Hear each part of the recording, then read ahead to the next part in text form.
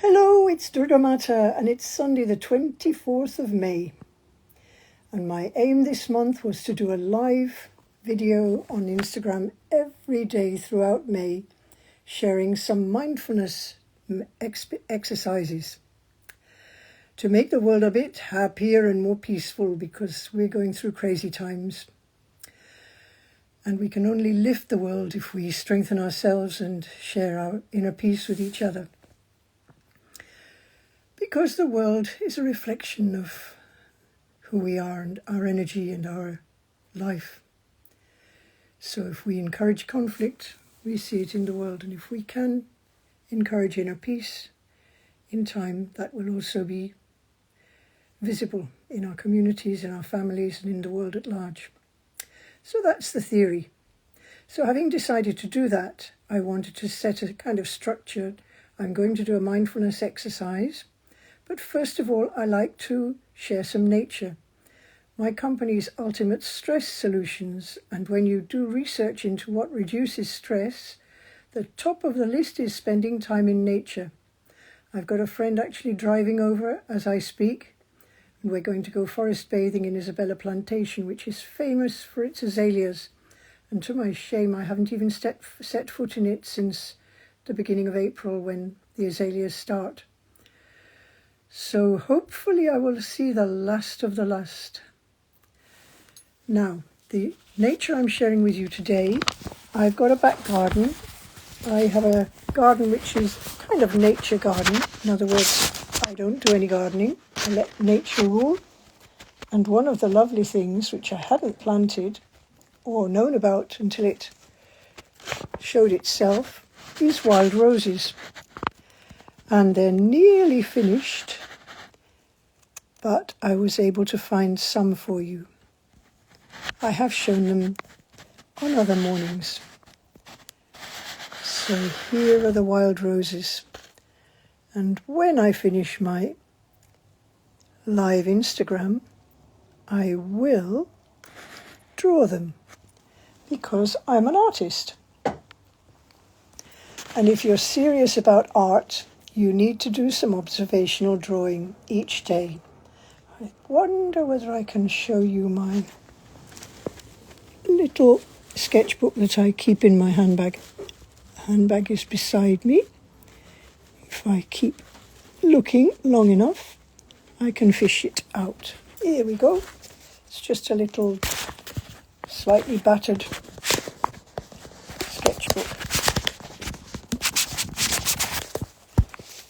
which is got a hardback, which is good for sketching.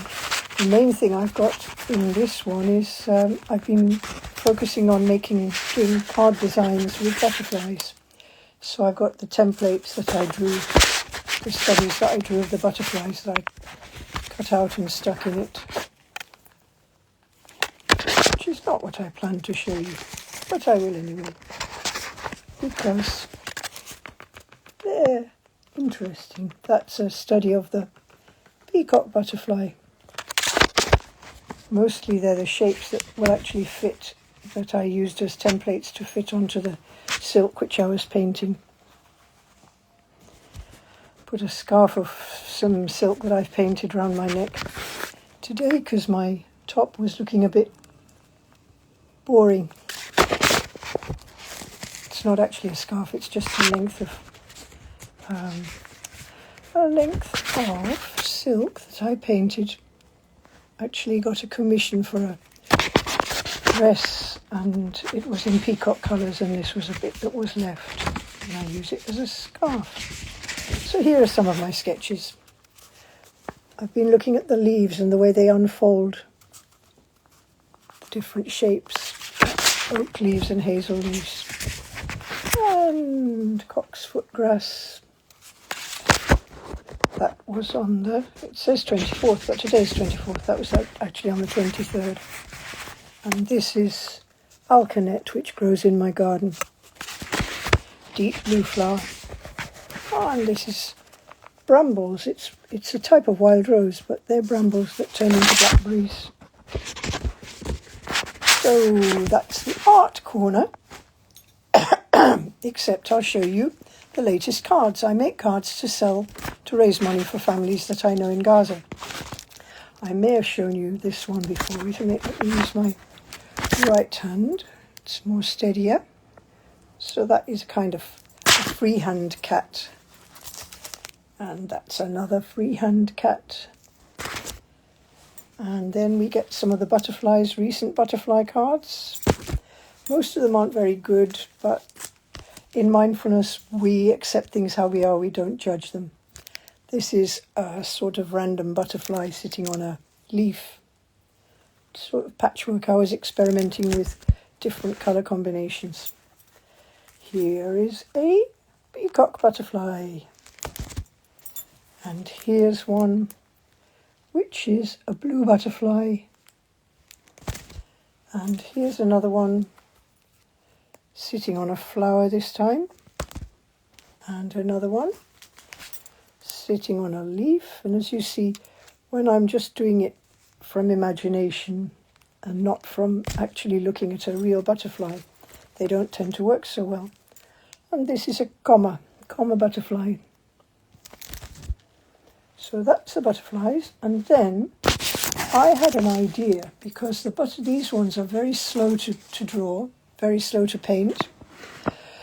And you have to wait for the order of the aperture cards to arrive, and they're quite expensive. So some of the aperture cards that arrive also include the piece of card that was cut out to make the aperture, and I'd got quite a lot of them building up. So I had a bright idea. I thought, I've got some plain cards that don't have apertures. If I draw on the cut out ovals, I can just add a bit of colour and make them into cards like that. So these are the first ones of that generation. There's the wild rose again. This one really should have a black centre because it's an anemone, but I was using some artistic license there. Here's the famous rosebud that I use on some of my paintings. This one, it kept going wrong, so I kept putting more lines into it, and it looks like a somewhat pregnant, overfilled, full, dark bird, maybe a blackbird, you never know.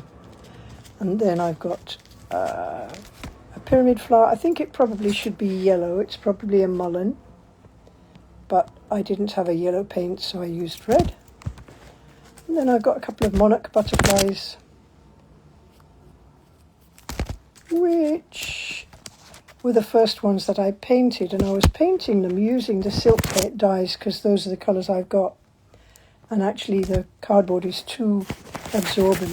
It's draining away too much silk dye, which is why I made the background on later ones diluted, like that, with pale blue.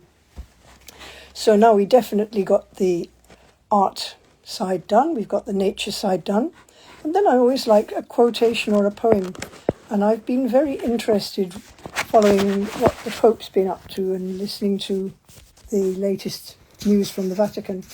And today I was listening to some, and it quoted St. Augustine, and Pope Leo XIV is an Augustinian. So a lot of the time he responds to things in a way which is reflecting the philosophy of Augustine. And the quote that I wrote down was, Augustine said that a willingness to look at oneself or one's institution or one's community with unsparing clarity is important. It talked about honest interrogating. We need to look at ourselves with unsparing clarity if we want to make progress, if we want to change our lives. It talked about ruthless self-examination because self-deception poisons everything, and concluded by saying the church is not protected by what it refuses to see, it's protected by what it is willing to face. And I think you can switch from the church to saying, my life is not protected by what I refuse to see. My life is protected by what it is willing to face. And the reason I chose that is because it chimes so well with mindfulness. Mindfulness is self-examination. It's observing, not in a way that's kind of looking into things, but it's observing to see what is actually happening. It's not going under the surface, it's revealing, letting the under the surface reveal itself.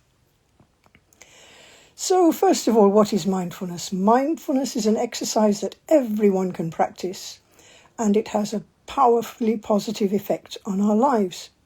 Scientists have actually put electrodes on people's heads who've never done mindfulness before, got them to practice for 10 minutes a day, and after 5 days, put the electrodes back on to look at the brain again, and they can see it has changed the structure of our brain in a positive way.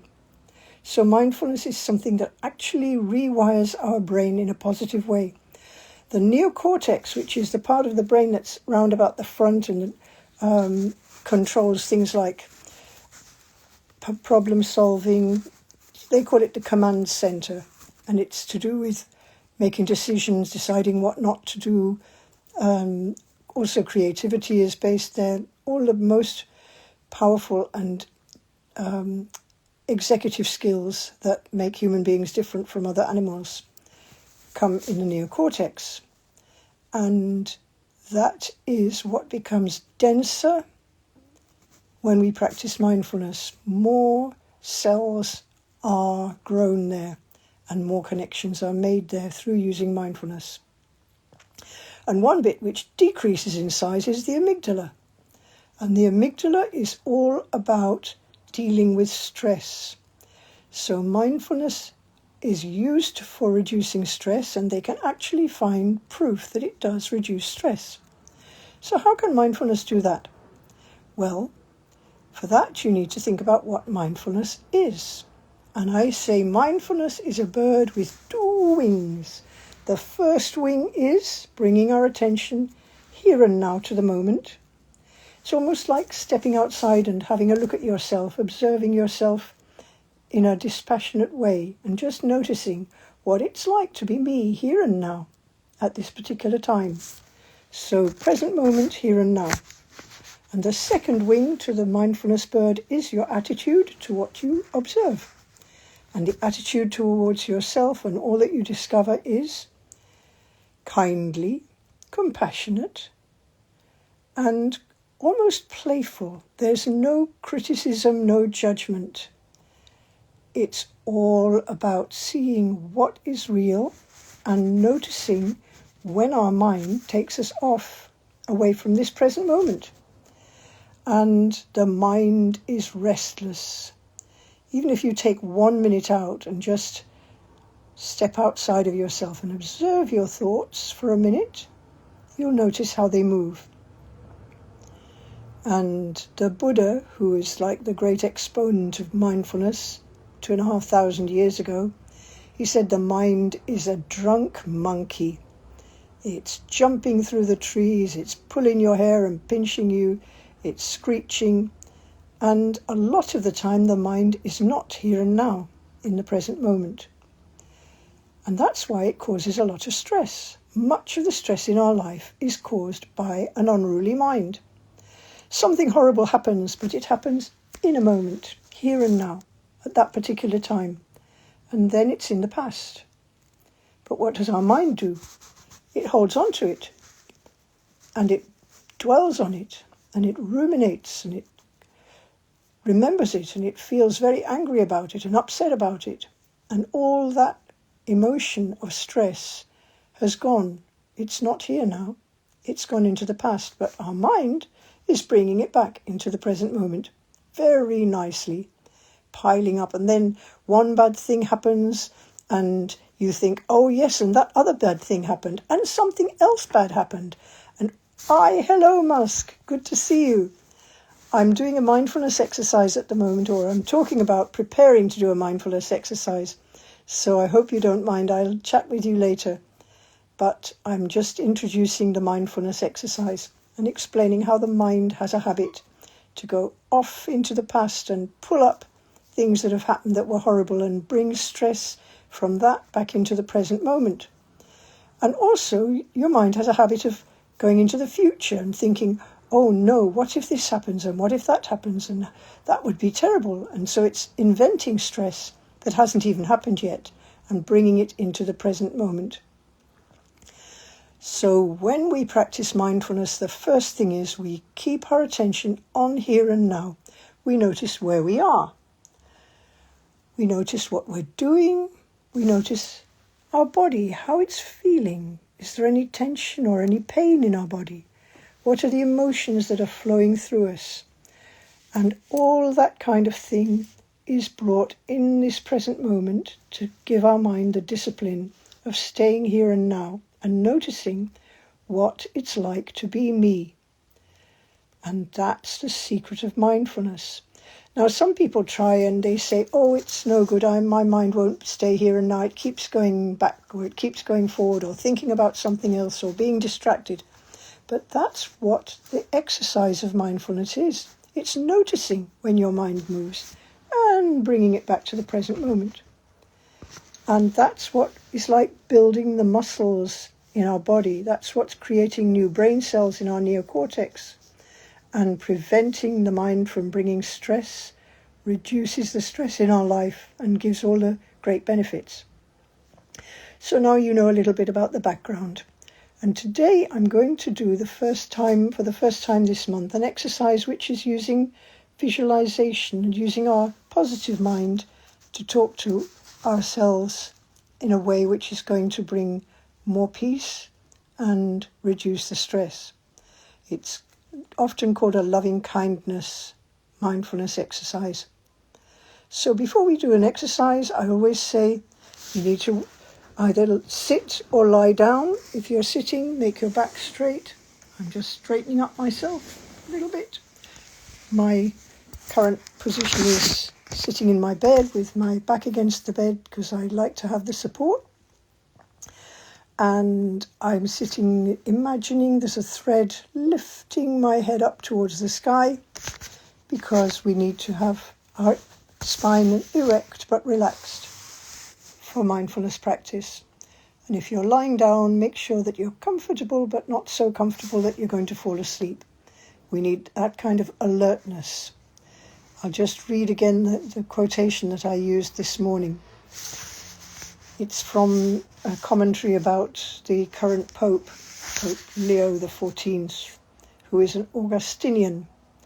And it was saying that St. Augustine said how important it is to be willing to look at oneself with unsparing clarity.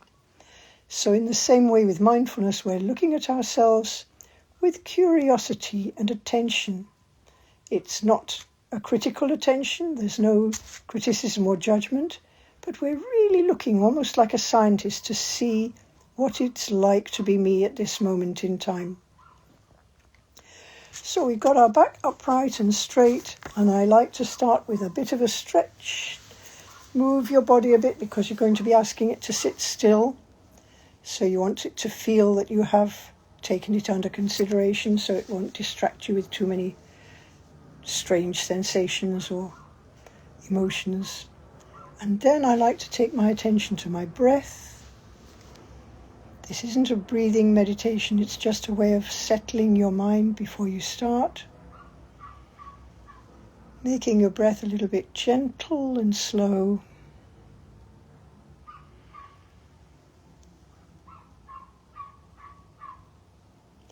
And as you breathe gently, notice some of the stress just maybe settling down or evaporating and blowing away. Notice your physical body, how it rests on the surface with the pull of gravity taking it down. I can feel the pressure of my body on my bottom, on the back of my legs, on the calf and on my heels. So I'm sitting with my feet straight, in the bed. Notice what it feels like to be you here and now. How the weight is in your body. Notice the warmth and solidness of your body.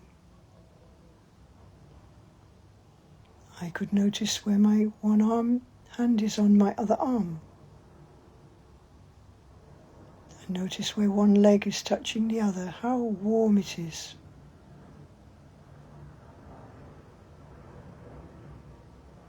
I notice the sound of an aeroplane passing outside. Here and now, in the moment.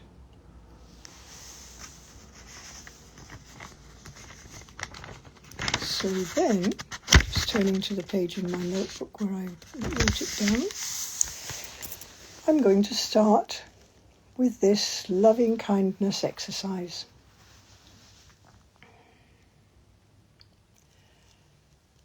Close your eyes if you wish. It can help to concentrate. And just imagine a mother and a child. The mother's sitting with the child in her lap and they're looking at each other with tremendous affection and love. This is a good mother who's in a good situation where she can take time out and just enjoy being a mother and looking at her child. And her child is in a peaceful mood and the child's looking at her and there is absolute unconditional love flowing between them. In Christianity, the image of Mary and baby Jesus is very, very powerful. And it's symbolizing the love of God for all of his creation. So think of what unconditional love means for you.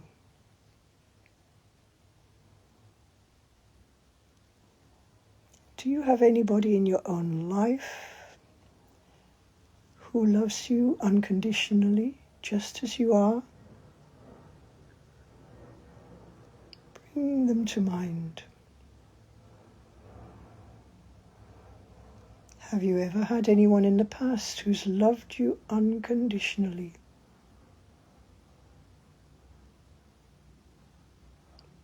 And if you have, bring them to mind. And if you haven't, just use your imagination.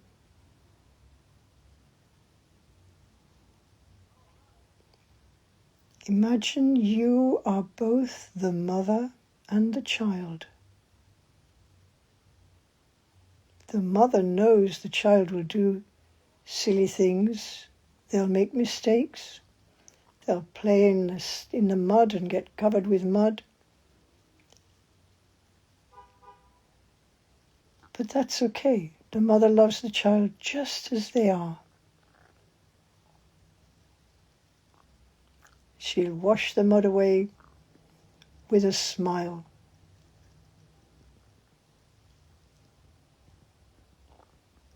The mother loves the child exactly how they are. That doesn't mean that the mother wants the child to stay like that forever. The mother will encourage the child to grow and to explore. That's part of the love.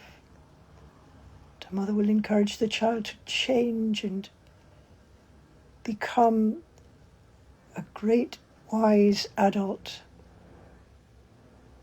And she'll do all in her power to give him or her the support to grow.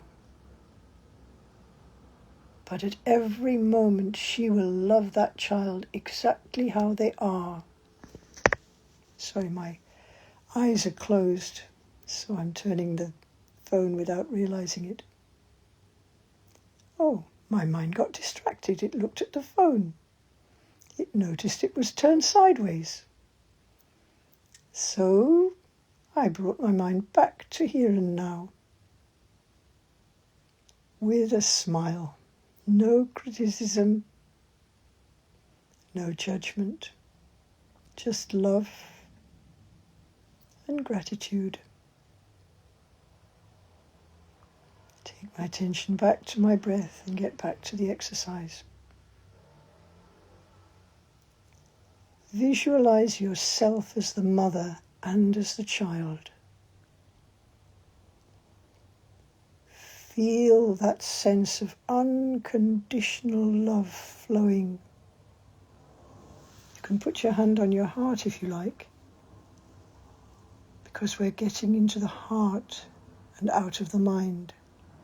We're feeling love, unconditional acceptance, appreciation, no criticism and judgment.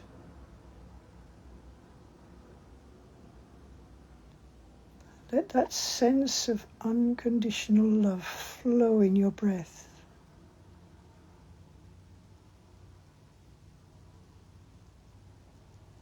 With your inhale, imagine you're the child breathing in the love of its mother.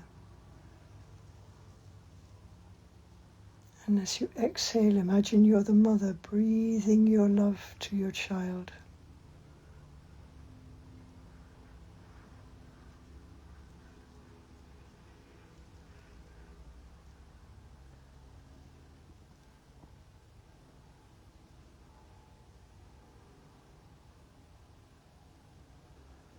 And then I'm going to use words which John Kabat-Zinn uses in one of his mindfulness exercises.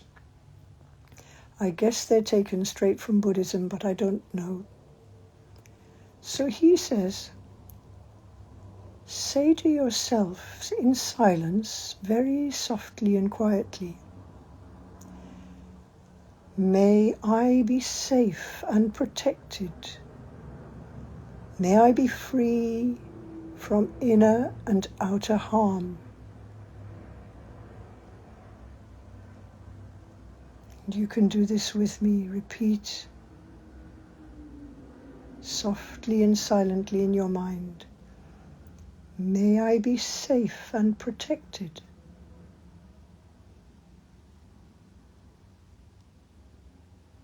May I be free from all inner and outer harm.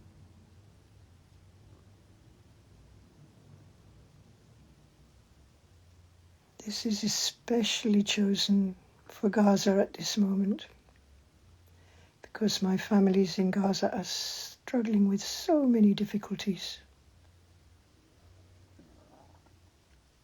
And they're feeling so sad because Eid is approaching and they have nothing for their children.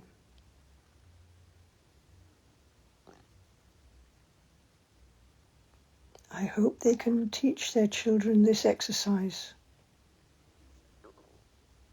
so that whatever the outer circumstances are, we can work on the inner peace. May I be safe and protected. May I be free from inner and outer harm.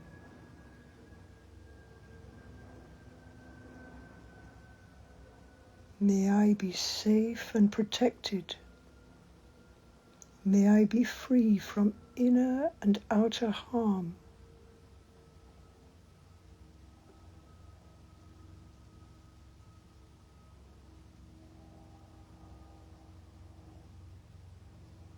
Feeling that love, unconditional love of myself for myself.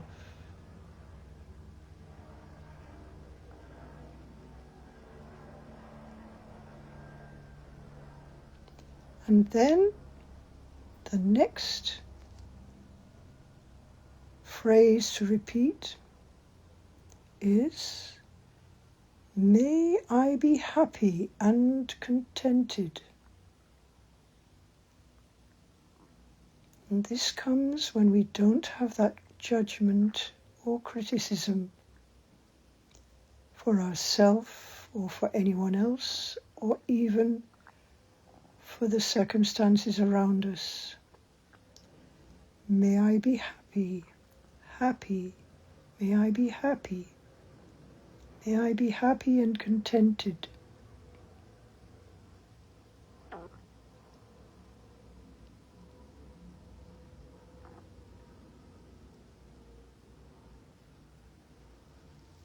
And I find that the concept of gratitude is very important here.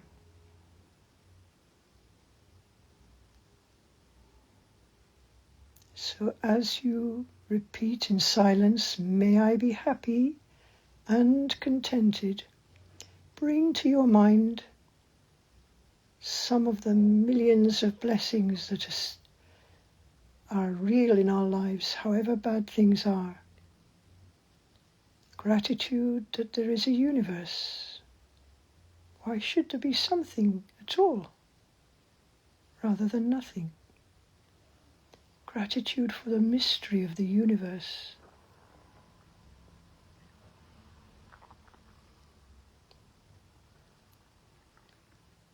Many people would say gratitude for the Creator and the creation.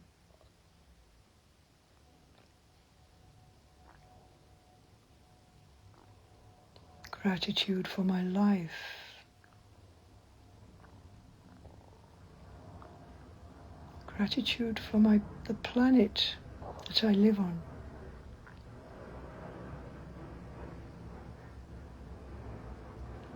Gratitude for the sun, the moon, the stars, the earth, the trees, the plants, the mountains and the oceans.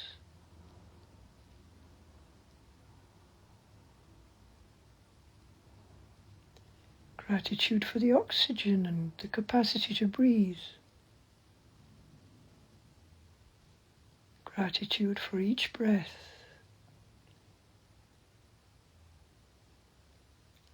Gratitude for my warm, strong body. And gratitude for this opportunity to practice mindfulness.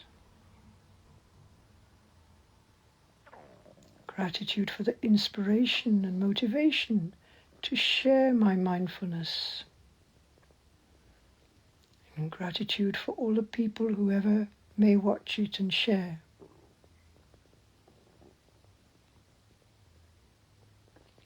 May I be happy and contented.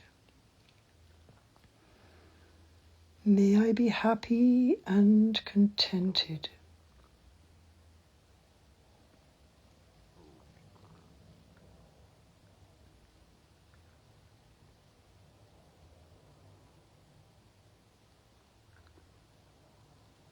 And next,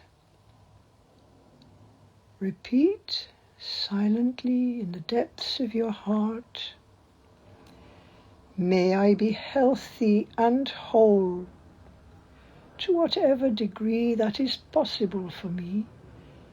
May I be healthy and whole.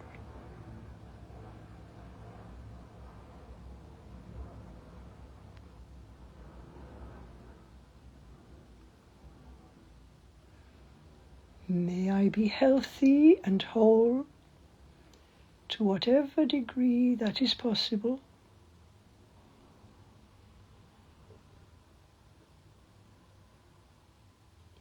Whisper it silently to yourself, or you can even say it aloud.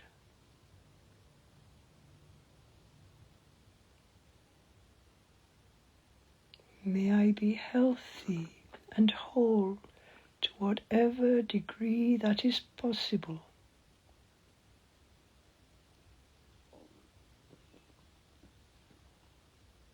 You can imagine it blowing on the wind. The words blowing on the wind. May I be healthy and whole to whatever degree it is possible.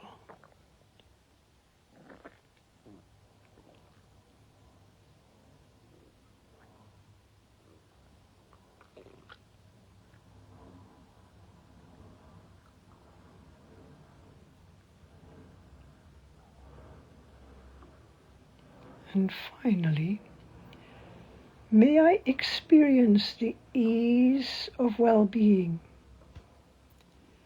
May I experience ease of well-being.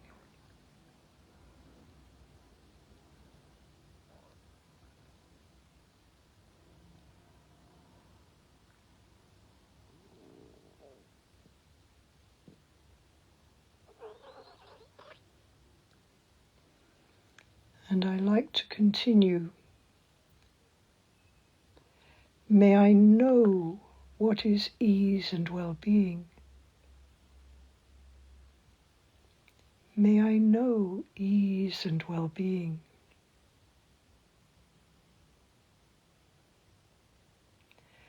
May I live in ease and well-being. May I live in ease and well-being.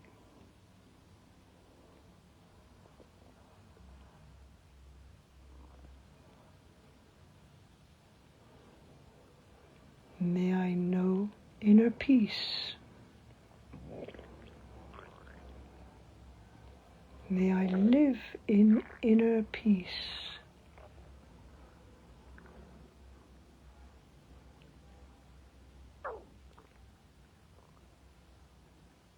Now imagine within the depths of your heart there is a tiny flower bud.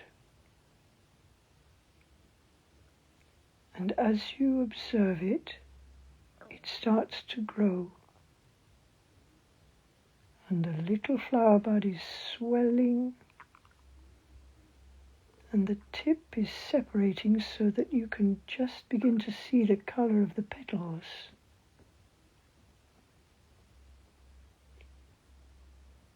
Notice the color of your heart flower petals.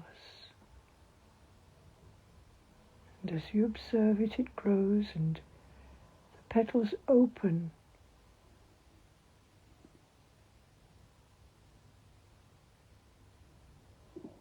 Slowly at first, they stretch out and the crinkles blow into smooth petals. Could be a rose or a lotus or any other flower. Visualize it growing in your heart and expanding its petals until your whole existence is nothing but a flower.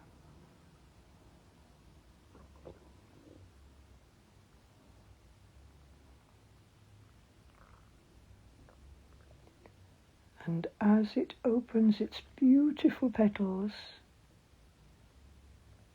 it breathes fragrance into the air. Beauty and peace.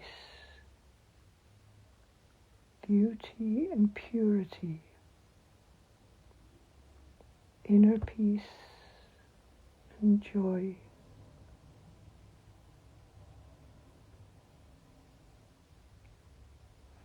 Flowing out from the flower of your heart into the world around.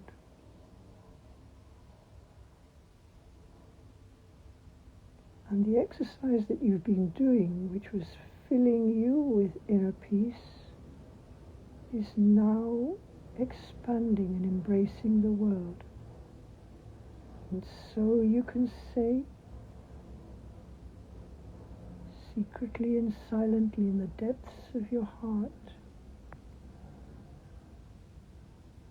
may all beings near and far be safe and protected, free from all fear, free from all harm, inner and outer. May all beings near and far be safe and protected. May they be free from fear, from inner and outer harm.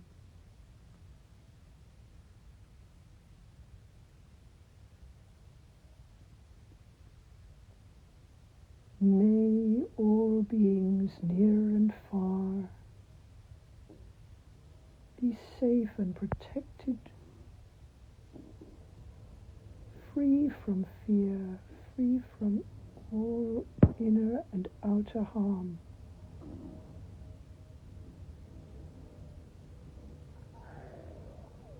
May all beings near and far be happy and contented.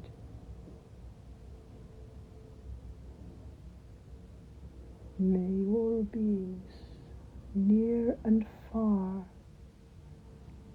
be happy and contented.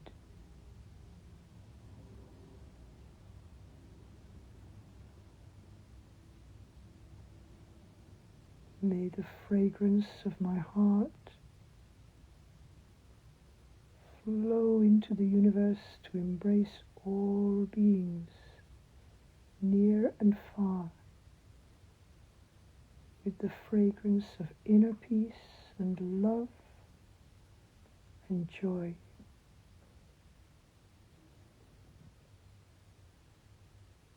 May all beings near and far be happy and contented.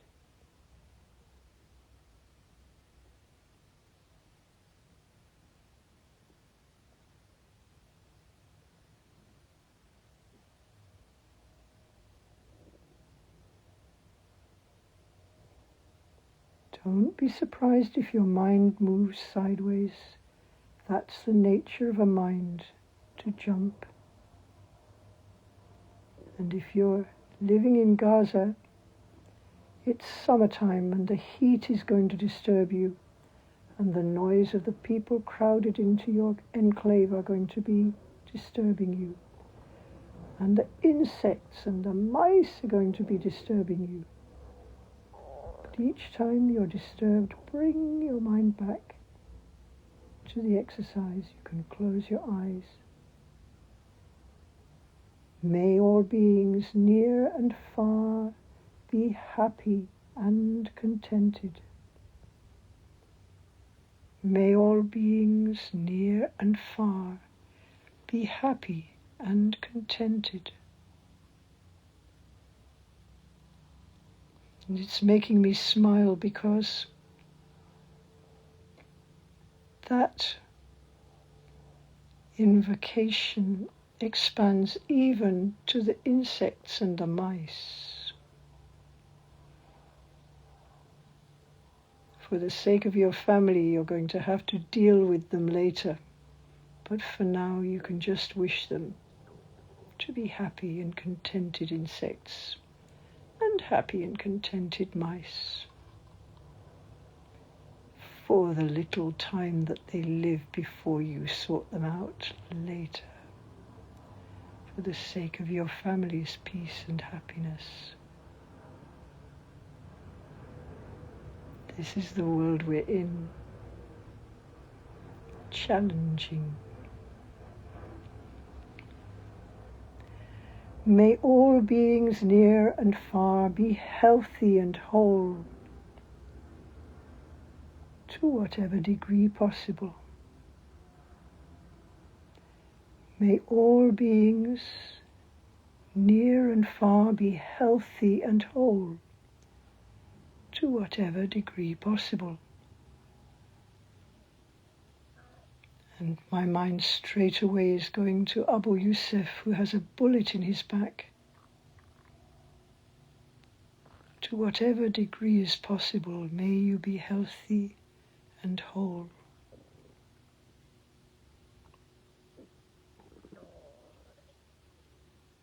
And the children who are starving, to whatever degree possible, may you be healthy and whole.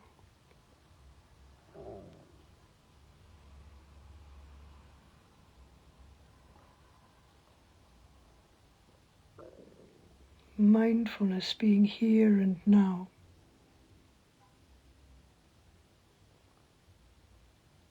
In this moment. And here and now in this moment, my heart is often some thousands of miles away with my Gaza families.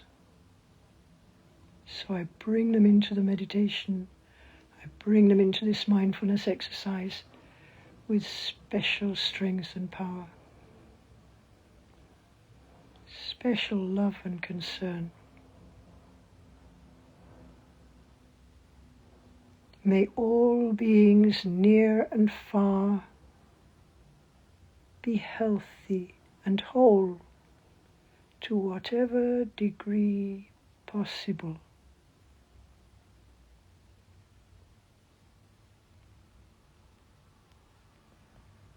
Embraced in love, unconditional love, the fragrance of the heart.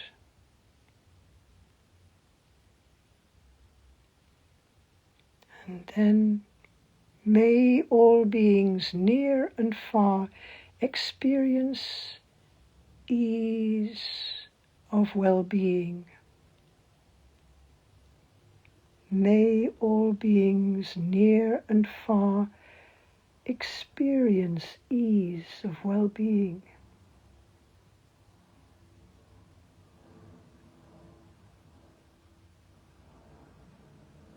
May all beings near and far know ease of well-being. May all beings near and far live in ease and well-being.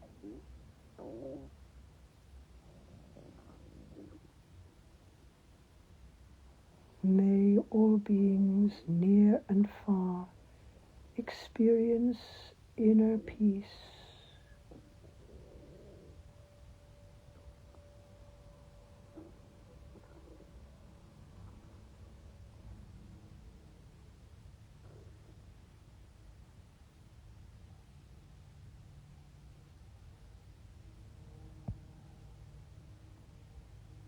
And as we move towards the end of this mindfulness exercise, just feel your breath. And with each inhale, breathe in inner peace from the universe to your heart.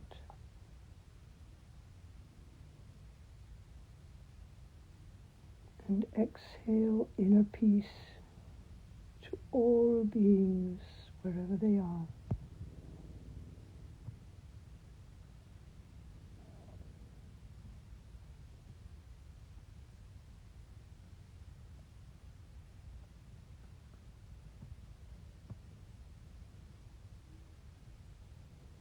Bring your mind back to gratitude. Gratitude for this morning, gratitude for the space and the time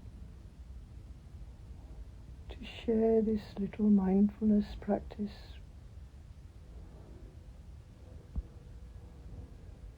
To enjoy it for myself and to share it with you.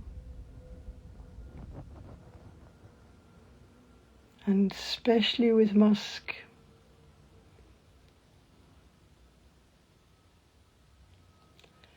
And his father and his brothers and sisters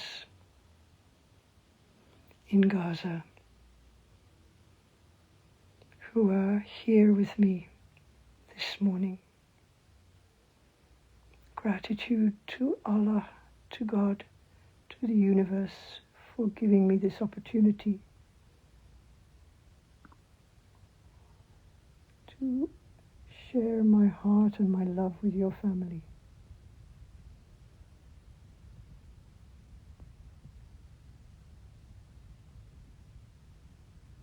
And with everybody else who may watch in the future.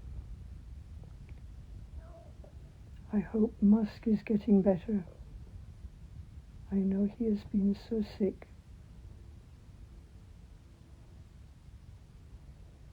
And your children are so hungry. And you also are so tired of this and hungry for peace as well as for food.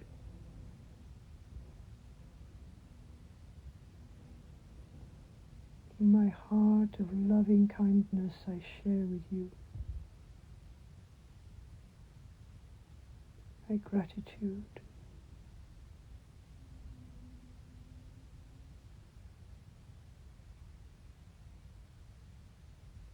Remember again the mother and the child. Fill yourself with that unconditional love and acceptance.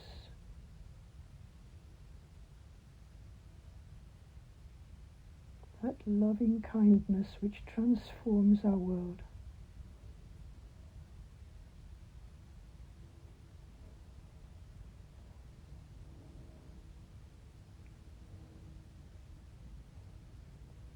You may notice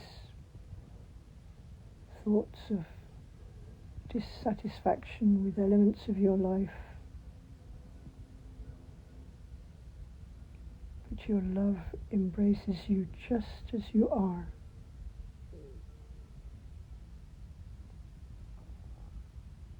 We are all imperfect, we're all full of flaws. We're not expected to be perfect, just to do our best and to try to be a little better each day. More loving, more self-giving. And how can we give love to each other if we don't have love for ourselves? A loving kindness exercise like this is healing to our psyche, healing to our heart. John Kabat-Zinn describes it as tuning your instrument. When you do this exercise, you're tuning your instrument. You're becoming more capable of living in love, of loving yourself, of healing yourself, so that your love can flow out like the fragrance of your heart flower and embrace all the people in your family and your life and your neighborhood, and flow out into the universe like the fragrance of the flower. May all beings near and far rest in love, unconditional love.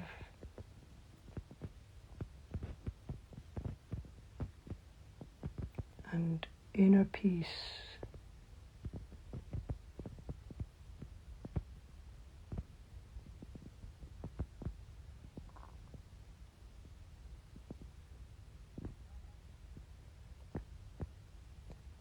Taking my attention back to my breath, letting it be gentle and deep.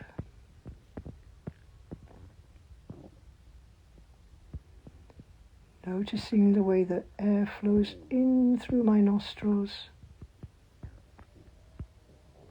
how my back and ribs and tummy move as I inhale.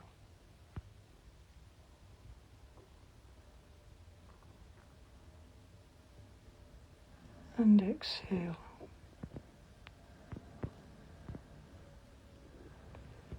Then noticing my physical body and what it's feeling like. My elbows a bit stiff. The back of my hand is feeling a little bruised from holding the phone for such a long time. I'm noticing the time on my phone, 12:12, which is making me smile because I love symmetrical numbers.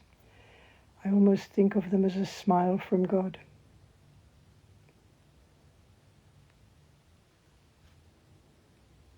I'm noticing a little itch on my nose.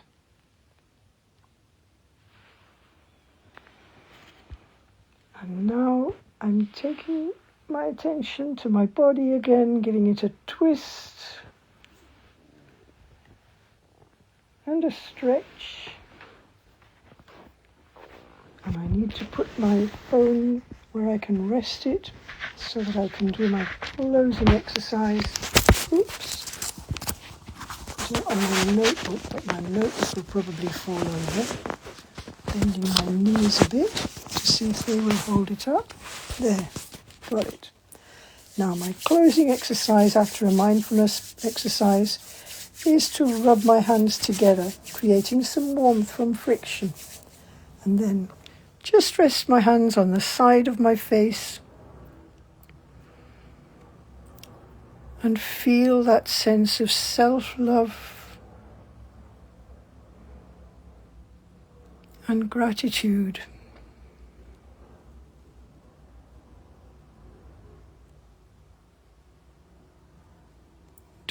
Don't need any words for that.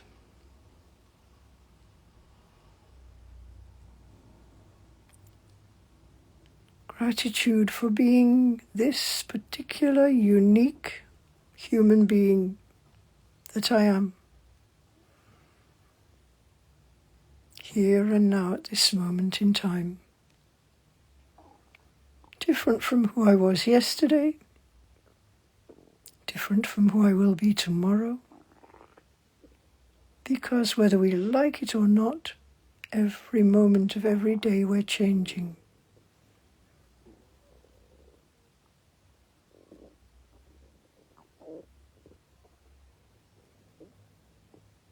But we have a choice. We're not stuck. We can choose how we change. And the first thing to realize is, I have a mind, I have a body, but I'm not my mind, and I'm not my body. And I have a choice how I live, hopefully in a way that will make my body stronger and my mind more peaceful. I can notice my thoughts. I am not my thoughts. And I can choose which thoughts to encourage and which to simply ignore. And that makes all the difference. So have a very happy day. Hey, Kunal Jihad. Great to see you. Thank you for joining. And Musk, you're still here. That's wonderful. I'm just going to do a screenshot. I'll probably lose you for a second. That's just so that I've got a record of who's here. So very happy to see you. Thank you for joining me. And I'll save this video and put it onto my Instagram, hopefully, as long as there's enough room in my phone. That's the only risk. If my phone's too full, it won't save. But thank you for joining me and giving me this opportunity to reach in my heart to my families and my friends in Gaza especially, and share with you my day, my love, and my little mindfulness video. Bye. All my love.